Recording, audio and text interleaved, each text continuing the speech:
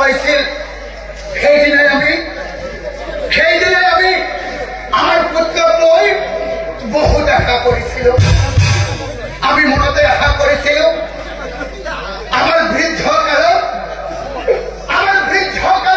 আমার পুত্র আমার সারথী হয়ে থাকিব। আমি আশা করেছিল আমার মৃত্যুর পিছত আমার পুত্র যাব। আমি আশা করেছিল সেটা আমার উপর করে দিয়ে আমাকে মুখাগ্নি করিব। নাই নাই প্রভু, এইবোৰ আমার ভাগ্যত নাই।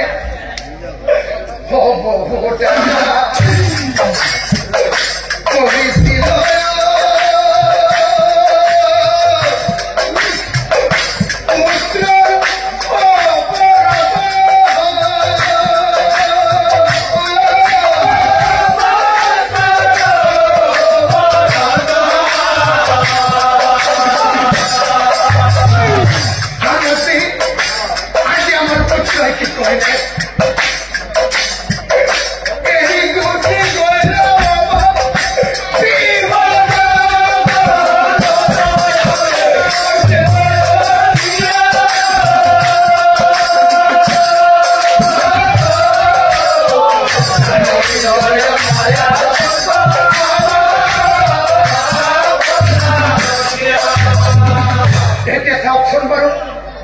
বিপ্রর পুত্র নরোত্তমে পিতৃ মাতৃর করা এর কুব্যবহার দেখি।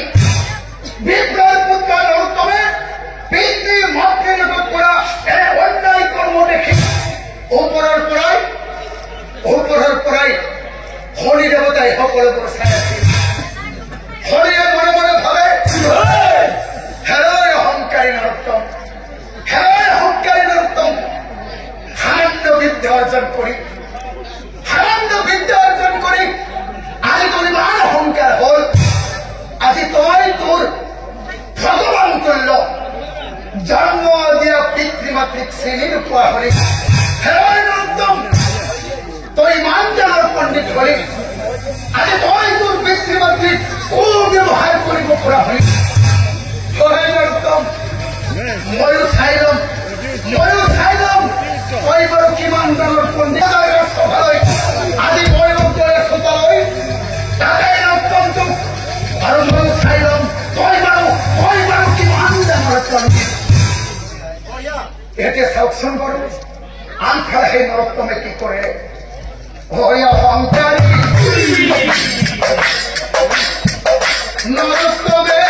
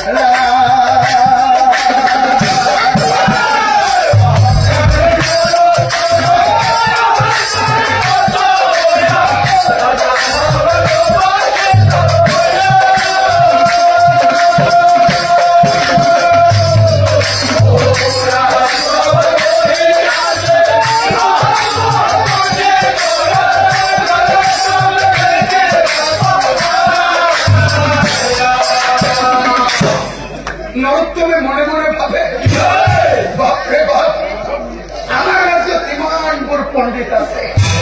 সেই পণ্ডিত গণক দেখা পাই হাঁহি উঠি পণ্ডিত সকল ঠাট্টাই শুনে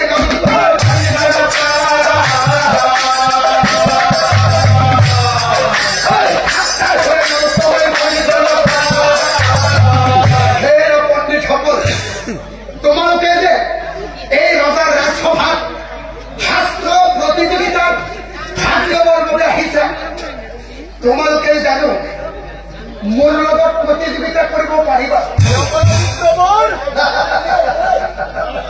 মই কিয় কলো জানা মোৰ সমান মহাপণ্ডিত এই পৃথিৱীত আৰু কোনো নাই আৰু যদি তোমালোকক কিবা প্ৰমাণ লাগে যদি মই দিম এতিয়াই প্ৰমাণ লাগে যদি মই দিম এতিয়াই আৰু এতিয়া চাওকচোন লগে লগে অহংকাৰী নৰোত্তমে যুৱ বিদ্যাৰ মনত সেই পণ্ডিতজনৰ গাৰ বস্ত্ৰবোৰ কি কৰিলে পণ্ডিতজনৰ গাৰ বস্ত্ৰ সৰুকাই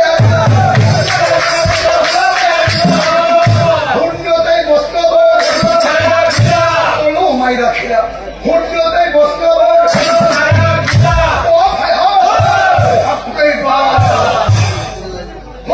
দেখি পণ্ডিতজন আচৰিত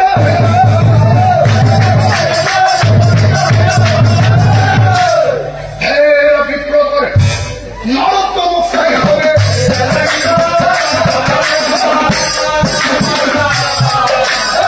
নৰোত্তম চাই হবে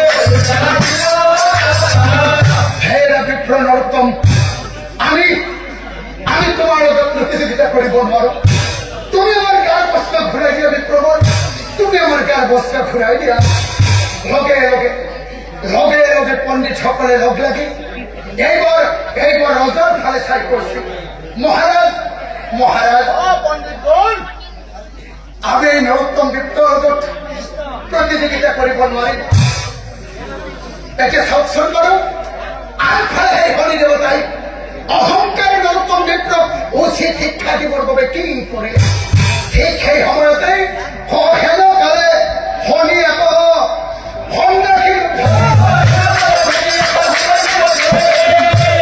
ৰাজসভালৈ চলি যায়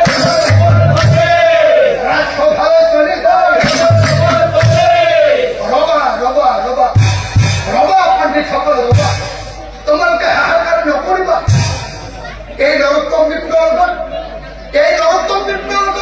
প্ৰতিযোগিতা মই কৰিম তোমালোকে মাত্ৰ দুই চকুৰে চাই থাকা আৰু বিপ্ৰ নৰোত্তম তুমি কি কৰা তুমি এই পৃথিৱীৰ ভিতৰতে শ্ৰেষ্ঠ